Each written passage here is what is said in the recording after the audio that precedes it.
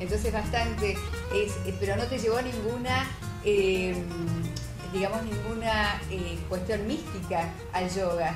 Sí, también. Ajá. También. Ah, ¿te ha llevado algo sí, místico? Sí, también. Por muchos años yo fui atea, es decir, que mi evolución espiritual ha sido variada. Y yo te diría que fue tan dolorosa como la de Unamuno en su búsqueda de Dios, como él expresó en aquel libro del sentimiento trágico de la vida. Sí, también yo sentí esa búsqueda como algo profundamente trágico, hasta que por fin hallé a Dios otra vez.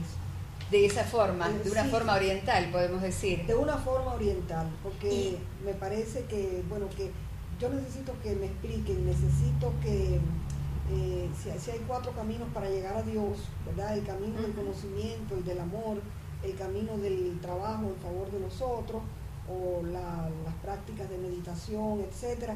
Mi camino esencial es el del conocimiento. El camino del conocimiento, y ahí me haces acordar a Carlos Castaneda.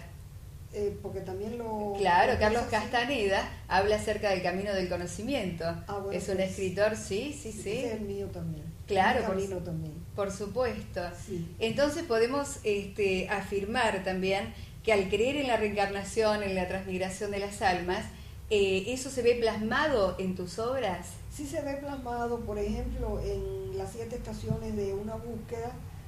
Precisamente ahí está la búsqueda espiritual, la búsqueda mística. Ajá. Esa novela se desarrolla en Puerto Rico y sin embargo no es de mis novelas más significativas. Mi novela más significativa, dicen los críticos, que es Ruth, la que huyó de la Biblia, la que te regalé el otro día. ¿Sí? Es una novela psicológica porque a mí me gusta mucho lo psicológico. Es el estudio de 3 personalidades que forman un triángulo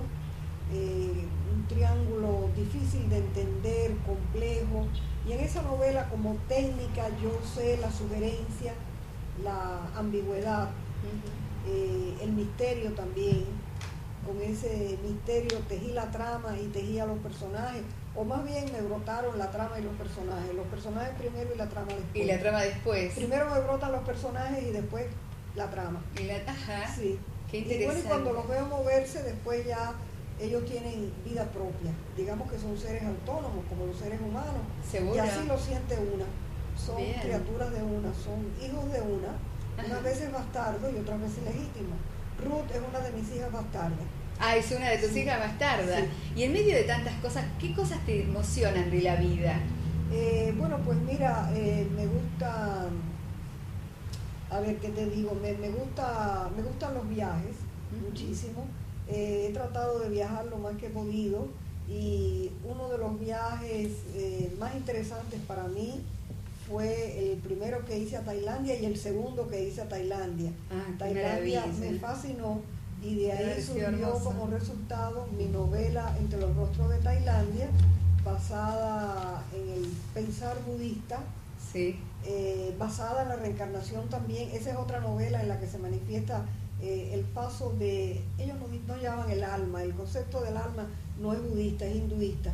Ah, hinduista. Sí, ellos creen que, bueno, que dentro de cada ser humano hay una energía que lleva adherido el karma, es decir, la consecuencia de nuestros actos, sean positivas o negativas, ¿no? Sí. Y bueno, y entonces mostré varios seres en esa novela que van de una vida a otra, movidos por el afán de libertad, ya que el alma siempre busca la libertad, por eso es tan importante la libertad, ya que Dios nos dotó para que fuéramos capaces de afrontarla y de vivirla. Sí. Y bueno, y también el deseo como móvil de la reencarnación, el deseo y bueno, y por supuesto el determinismo que trae las consecuencias de nuestros actos, positivos o negativos.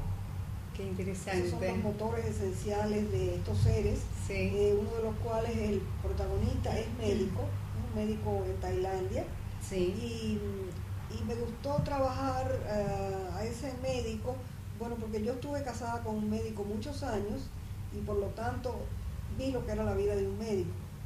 Y yo misma de niña pensé durante varios años en estudiar medicina, pero por fin me decidí por el arte. Bien. Porque comprendí que era lo que realmente me gustaba.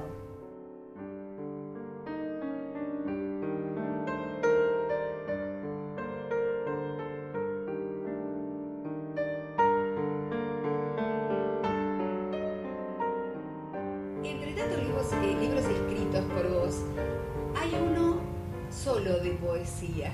Sí. ¿Cuál es el motivo, la causa por la que solo un libro de poesía entre tantos escritos, novelas, obras y parte narrativa?